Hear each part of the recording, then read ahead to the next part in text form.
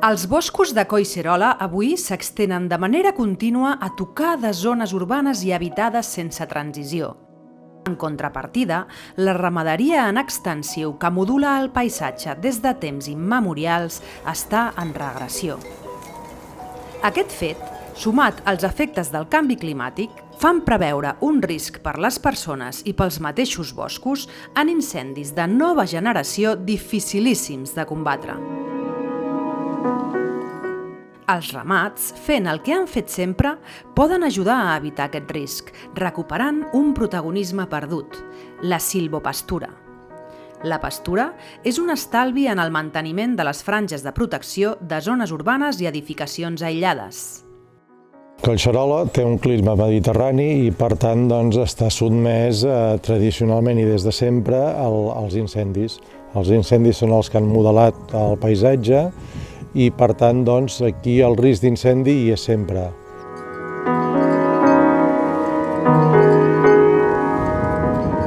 A veure, a Collserola el risc d'un gran incendi forestal, ja ens estan advertint des dels serveis d'extinció i dels analistes experts en l'evolució que estan tenint actualment els incendis, que tenim un risc real de que pugui haver-hi un gran incendi forestal a Collserola. De fet, nosaltres potser no som tan experts en analitzar la situació realment com és, però sí que és veritat que la continuïtat de massa forestal que tenim aquí i de disposar de cada cop menys espais oberts, tot i que ho intentem, amb la nostra gestió és el que intentarem mantenir. Doncs hi ha un risc, evidentment, que si es dona un dia amb unes condicions extremadament dures, amb el canvi climàtic que tenim a sobre, que fa que la vegetació estigui més estressada o pot estar més estressada a nivell hídric i un dia en què ens vingui un vent de ponent amb humitats per sota del 20% i amb velocitats importants, evidentment hi ha un cert risc que es pugui donar el gran incendi forestal. Però aquí, per ara, els incendis que hem tingut han estat relativament petits. El més gran era de 125 hectàrees, que va ser l'any 94 a la zona de la Floresta i les planes de Sant Cugat i Barcelona. Pràcticament des del 2017 s'ha començat a parlar de l'incendi aquest de sisena generació, que crea unes conveccions molt grans i que poden crear una situació difícilment assumible per la capacitat d'extinció dels bombers. Per això ja hem començat a planificar, evidentment amb el Departament d'Agricultura, amb els serveis territorials, s'està fent ja un projecte de planificació d'infraestructures per donar suport o per evitar al màxim possible la propagació d'aquest gran incendi. Això, evidentment, suposarà crear una sèrie de punts estratègics on s'ha de fer una gestió més intensa del bosc i per això s'estan analitzant per experts quins són aquests punts més importants on des del parc hauríem de promoure que es fes gestió forestal per reduir la capacitat que pogués tenir aquest incendi. Altres actuacions que s'estan fent ja des de l'any 93 és la creació de franges de prevenció d'incendis. Això vol dir que a l'entorn de les zones urbanitzades, de les masies o dels camins o dels barris de muntanya d'aquí de la serra, el que s'està fent són unes franges de 25 metres d'ample en les quals es redueix la quantitat d'arbres, la quantitat de matoll, i el que s'intenta és crear una discontinuïtat tant vertical com horitzontal de vegetació per tal que l'incendi allà també atenuï la seva velocitat. Totes les zones urbanes interiors del parc tenen l'obligació de tenir una franja que l'envolta de 25 metres. Actualment la majoria de municipis ja tenen fetes aquestes franges i han tingut costos molt elevats, sobretot al moment de fer-les. Penseu que una hectàrea d'una franja nova pot costar de l'ordre de 3 a 4.000 euros per hectàrea.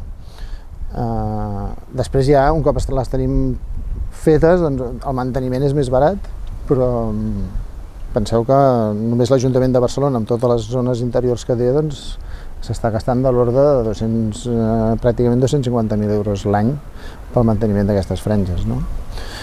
Evidentment hi ha molta superfície, això suposa que són més de 300 hectàrees. ¿En qué beneficia la pastura de los rebaños? Pues beneficia en prevención de incendios y luego en preservar la biodiversidad, sobre todo en prevención de incendios, porque yo creo que a Collserola le hace falta prevenir incendios. Aquí ahora mismo van unas 300 ovejas. La raza esta es la ripollesa. Son las más indicadas para pasturar aquí en lo que es el parque de Collserola. Pues son, a la hora de limpiar, son las que más rendimiento dan. Clar, l'ajuda al pastureig el que fa, sobretot, a nivell de franges, poden tenir una funció molt important perquè et mantenen tota la rebrotada que pot haver-hi a dintre de l'àmbit de la franja, es podria mantenir a base de tenir una bona disposició a pastures o de ramats. Seria una manera d'abaratir el cost, tot i que disposar d'un ramat que es mogui molt, perquè clar, les franges no deixen de ser superfícies allargades, tenen 25 metres d'amplada i el que tenen és molta longitud. Això vol dir desplaçament d'aquests ramats a diferents ambients, has de dotar també de petits corrals o de beuradors, etc. Has de tenir també una infraestructura que faciliti l'actuació d'aquests ramats, que també val diners. Amb això estem, intentar una part de les franges mantenir-les per mitjans mecànics i contractant empreses que ho fan, i per altres seria potenciar una mica més tota l'ajuda que ens podia fer el sector ramader. Nuestra ganadería se compone en un 80% de cabra, es la cabra blanca de rasquera. El motivo por qué decidimos incorporar este animal al parque es porque es una raza autóctona catalana. Si bien teníamos la duda de que vienen de los campos de rasquera, de los montes de rasquera, teníamos la duda si se adaptaría bien. Se adaptó perfectamente al parque con las características que tiene.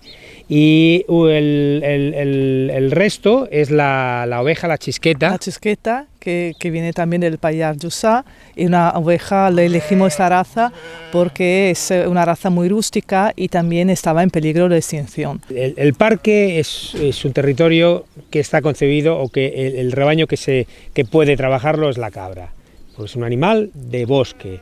La oveja, por definición, es un animal de clariana, de pasto. Si bien esta raza es un poco más rústica, pero la oveja se maltrata en el parque. De ahí que nuestro rebaño es un rebaño principalmente de cabra, y de una cabra muy fuerte. Tampoco serviría otra raza de cabra, ya que hay cabras que son más dóciles, más tranquilas, no tan fuertes. La blanca de rasquera es un animal, podríamos decir, casi salvaje. Sale, come y viene a dormir aquí o en algún establo que tenemos por Collserola. Las pasturas en Collserola son malas. Habrá zonas que sean mejor que esta, pero en concreto donde yo estoy son pasturas malas.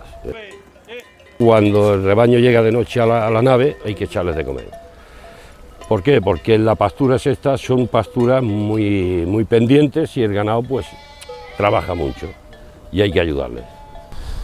Parlem dels ramats. Els ramats tenen problemes quan comencen a haver-hi molts visitants, alguns ells porten gossos, aquests a vegades van sueltos.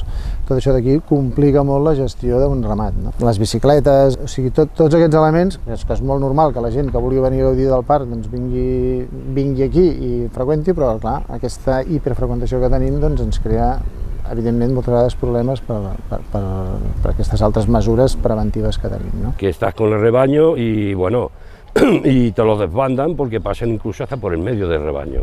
El parque ahora tiene una afluencia mayor, provocada también por la pandemia, que ha hecho descubrir un parque natural y que la gente lo disfruta, y eso está muy bien. Con lo cual hay que marcar unas líneas de convivencia, como en todo. Hem passat dels 5 milions de visitants al 2019 a gairebé 6 milions i mig de visitants al 2020, tenint en compte que durant 2 mesos ningú va poder moure's de casa seva. Per tant, aquí el que ens hem trobat ara és que hi ha molta gent, i el problema no és que hi hagi molta gent, perquè si la gent actués amb respecte a les activitats tradicionals de la serra i als altres usuaris segurament no passaria res, o seria molt menys greu el problema, sinó que molts són nouvinguts, són gent que no estan acostumada a anar a la muntanya, gent que no està acostumada a trobar-se amb un ramat d'ovelles o de cabres, gent que no està acostumada a trobar-se un tractor per un camí o camps conreats, i per tant doncs, ells van a la seva i doncs, es posen per tot arreu. No només anant a peu o en bicicleta, sinó també amb els gossos. El tema dels gossos deslligats és un problema important a la serra, perquè crea moltes interferències tant amb el que són els camps de conreu com amb els ramats. El problema no es tanto el perro, sino es que el propietario debería llevarlo amarrado cuando se percibe de que está el rebaño. Podría tenerlo suelto en todo su recorrido, pero cuando lo percibe que el rebaño está cerca porque oyen las campanas o están los otros perros, pues si en ese momento lo amarran, no hay mucho más problema. Este sería el ejercicio de que se amarrase, punto. De hecho, ya hay carteles y hay señalización en todo el parque. Lo que se les dice es que se les pide, por favor, que los perros tienen que ir amarrados. Que también, aparte que te desbandan el rebaño, es que también se dedican a cazar con los perros. Mismamente, mira, si tú vienes por las tardes aquí y fines de semana, aquí vienen a cazar, a entrenar los perros. Por eso no hay fauna, no hay nada. Hem de pensar que els ramats d'ovelles i cabres són uns animals domèstics però que són relativament tontos i que s'espanten fàcilment doncs, amb la presència de gossos que no coneixen.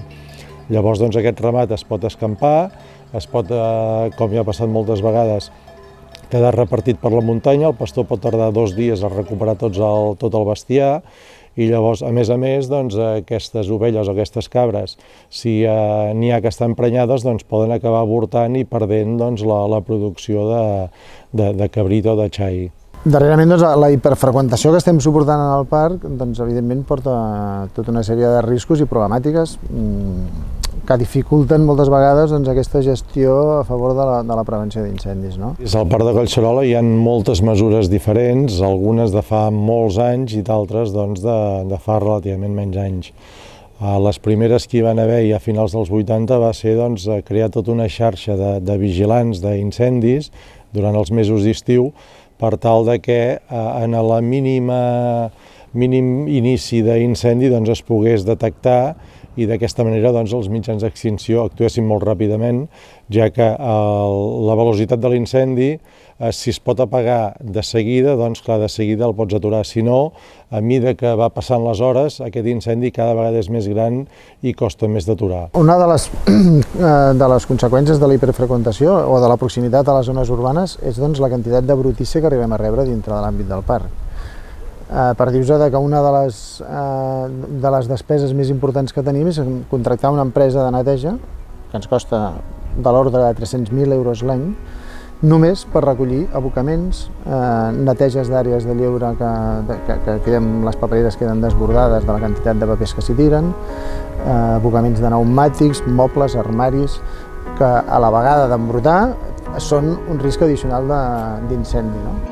Des del 2013 que es va aprovar el Pla Agropecuari, el que s'intenta fer és recuperar tota una sèrie d'espais agrícoles, alguns d'ells abandonats de molts anys i d'altres abandonats de relativament pocs anys, que aquests també serveixen per crear aquest mosaic agroforestal i a la vegada doncs, aturar o ralentitzar també la velocitat de propagació dels incendis.